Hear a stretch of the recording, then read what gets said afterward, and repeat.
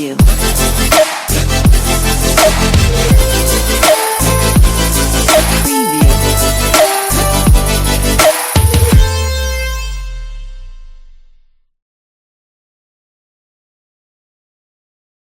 I think one of the questions that comes to me frequently is when taking a company to market, why do sell side due diligence when the buyer is going to do due diligence? Why should I pay for it on my dime, and why should I go through it? Well, Chad, the reason I do sell side due diligence really is to have an idea of, the enterprise value of your company, and also to identify, deal issues up front before a buyer comes in. As you know, when we're doing buy side due diligence, there's many times we'll identify issues that our client will be like, well, I'm gonna keep that one in my pocket for future negotiation on price. I'm not going to let the seller know what that particular item is, because it could be significant. So when we're on the sell side, we're doing the same thing, except we're doing it for our sell side client and helping them maximize the value, as well as identify risk, deal risks that they can utilize with or consider in conjunction with their investment bank and their M&A attorney. So I think it makes a lot of sense to do sell side due diligence.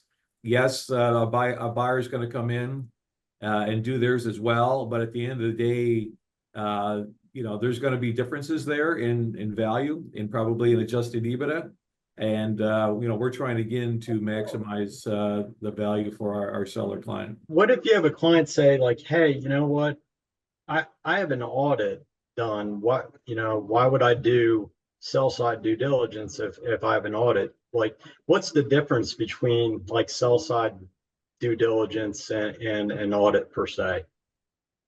Yeah, it's a good question, and one that we deal with all the time working with our clients. I mean, I think it comes down to a few different things. I mean, an audit's always good. It's going to show you what your GAAP earnings are for the business, but it doesn't necessarily show what the earnings of the business are going to be under a potential new buyer that comes in. So we tend to look at things that might be non-recurring items that might have happened in the past but aren't going to happen on an ongoing basis. And those are key items related to a transaction that we would look at. We also look at different time periods that play into it. So, when we're doing our work, we're really trying to get to the most recent financials available.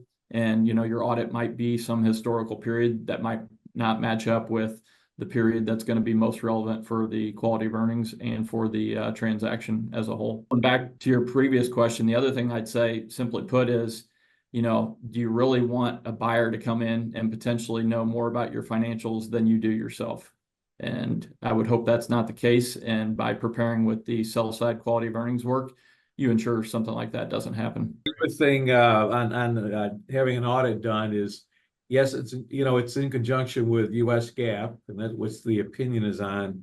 But our quality of earnings reports, the standard is to follow U.S. GAAP. And yes, sometimes there are exceptions to U.S. GAAP or modified accrual basis of accounting, what have you. But really, the standard that the lenders use is U.S. GAAP. And so, having an audit done gets you at least part way to our quality of earnings report for what we do on a buy side or a sell side.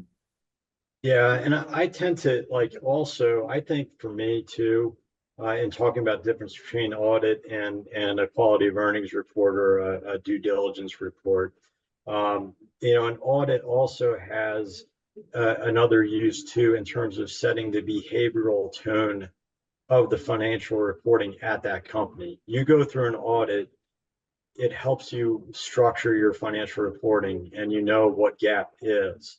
And the audited statements may have a different use than a quality, or it's not necessarily in connection with a transaction. And then secondly, too, from a quality of earnings perspective, from a normalized standpoint, there's plenty of things that absolutely should and need to survive and be there in an audited set of financials.